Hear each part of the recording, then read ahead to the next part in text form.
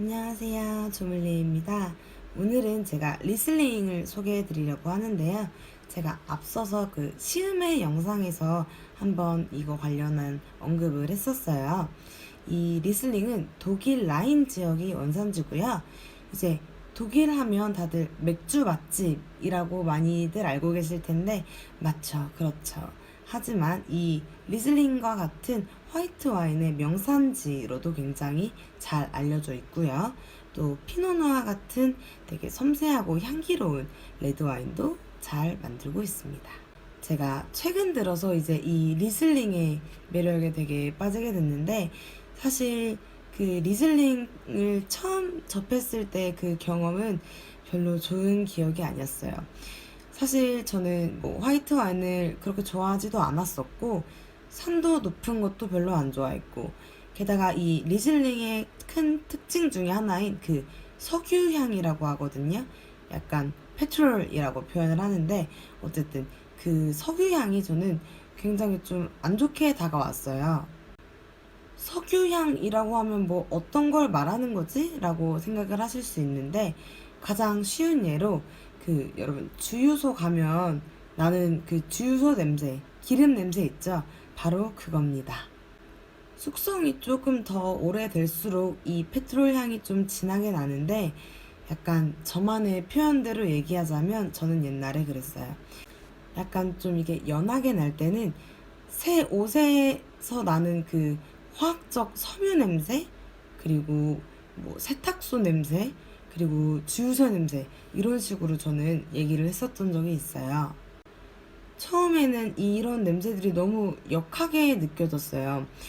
일단 이게 자연에서 느낄 수 있는 그런 향이 아니잖아요. 뭐 나무나 과일, 꽃, 열매 이런 향기가 아니라 무슨 인공적인 화학적인 공장 냄새, 석유 냄새라고 생각을 해서 되게 향 맡는 것도 조금 꺼려 했었거든요. 그런데 요즘 들어서 약간 저한테 이런 향들이 되게 좀 기분 좋게 다가오는데, 물론 향도 맛도 정말 그냥 석유 같고 이러면 절대 마시지 않겠죠. 우선 이 리슬링은 따뜻한 지역보다는 조금 서늘한 지역에서 잘 자라는 포도 품종인데요. 그래서 따뜻한 지역의 화이트 와인들이 뭐 바디감이 진하고 산도는 살짝 낮은 편이고, 바나나나 망고, 리치 이런 열대 과일 향들 나고, 버터 같고 이런 진한 고소한 이런 특징을 가지고 있다면, 이 리슬링은 굉장히 아로마틱하고 섬세해요. 흰색 계열의 꽃향기, 그리고 레몬 껍질, 그리고 어느 정도 균형감 있고 힘 있는 산도감, 그리고 이제 약간 덜 익은 사과같이 절제된 프루티함도 같이 느껴지는데, 이런 캐릭터들이랑 그 제가 말했던 페트롤 향들이랑 되게 조화롭게 어우러지면서 굉장히 우아하고 섬세한 맛을 가지고 있어요. 다만 저는 이제 와인을 마실 때 별다른 안주, 별다른 곁들이는 음식 없이 와인만 이렇게 마시는 걸 좋아하는데, 아무래도 리즐링이 산도가 조금 높다 보니까 계속 마시기에는 조금 부담감이 있더라고요. 그래서 그냥 딱 한 잔 정도만 즐기거나, 아니면 한 잔 마시고 다른 와인으로 넘어가는 걸 조금 선호하는 편입니다. 근데 이제 며칠 전에 크리스마스였잖아요.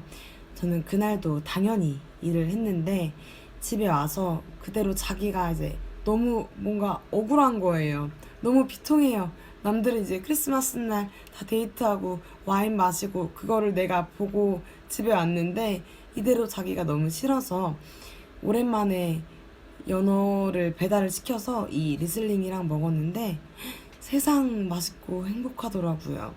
한번 리슬링 드셔보실 일 있으면 꼭 신선한 연어랑 함께 드셔보세요. 최고의 페어링이라고 생각합니다. 그날 되게 고생했던 하루를 되게 리슬링 향기에 요정이 이렇게 와가지고 이렇게 토닥토닥 치유해준 것 같았어요.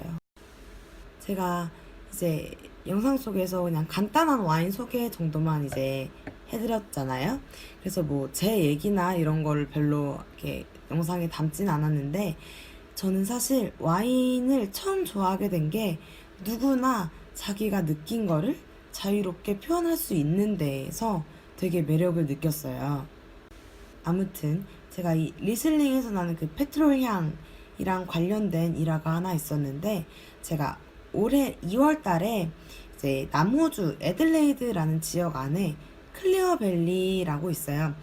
그쪽에 이제 와이너리 투어를 갔었는데, 이제 그 클리어밸리는 그 애들레이드가 되게 엄청 뜨거운 지역인데, 그 클리어밸리는 뭐 산맥이나 고도, 바람 이런 거의 영향으로 조금 다른 데보다는 조금 서늘한 편이에요. 그래서 이제 클리어밸리 보면 리슬링 트레일이라고 돼 있어서 리슬링이 잘 나오는 그런 생산지라고 표기도 되어 있더라고요. 어쨌든 그 와이너리에 가서 이제 셀러도어에서 테이스팅을 하면서 그 직원이랑 얘기를 했어요. 이제 그 직원들도 저희의 뭐 생각이나 느낌 테이스팅 같은 거를 듣고 싶어 하니까 같이 이렇게 자유롭게 얘기를 했는데, 이제 그냥 제가 처음에 뭐 발견한 게 아니라 원래 와인에서 이제 리슬링에서는 페트롤 캐릭터를 가지고 있다 이렇게 말을 하거든요. 그래서 그렇게 자유롭게 테이스팅을 하다가 물어보길래 정말 페트롤 향이 나길래 페트롤 향이 난다 얘기를 하니까 그 직원이 얘기하기를, 사실 와인 메이커들은 이 페트롤이라는 얘기를 별로 안 좋아한대요. 왜냐면 기껏 자기가 포도 이렇게 열심히 키워서 와인 만들었는데 그럼 내가 뭐 석유를 만든 거야? 라고 이렇게 생각을 한다고. 그래서 이런 페트롤이라는 단어 말고 그냥 오일리라고 표현을 하는 거를 좋아한다고 하는데, 사실 그 오일이라는 안에도 뭐 식물성 오일, 동물성 오일 이렇게 나누어져 있고, 뭐 버터, 쇼트닝, 마가린 다 되게 풍미도 다르고 너무나도 그 스펙트럼이 넓잖아요. 그런데 어떻게 오일이라고만 표현을 하겠어요. 그리고 정말 페트롤 향 같은데 몰래 해야 되나? 어쨌든 저는 뭐 생각하고 있는 표현들을 자유롭게 얘기하자라는 주의였는데, 어쨌든 와인 메이커 본인이 싫다고 하니까 그거는 그 앞에서는 지켜주는 게 예의였죠. 그래서 사실 와인 메이커의 입장을 별로 들어볼 기회가 별로 없었는데, 이렇게 새로운 관점에서 들어보면서 또 하나 배웠던 것 같습니다. 오늘 준비한 영상은 여기까지고요. 아마 2019년의 마지막 영상이 되지 않을까 싶습니다. 올 한 해 고생 많으셨죠? 내년 2020년에는 항상 좋은 일들만 더 가득하시길 바랄게요. 미흡한 영상 항상 지켜봐 주시는 구독자 여러분들 감사하고 사랑합니다. 새해 복 많이 받으세요. 해피 뉴 이어!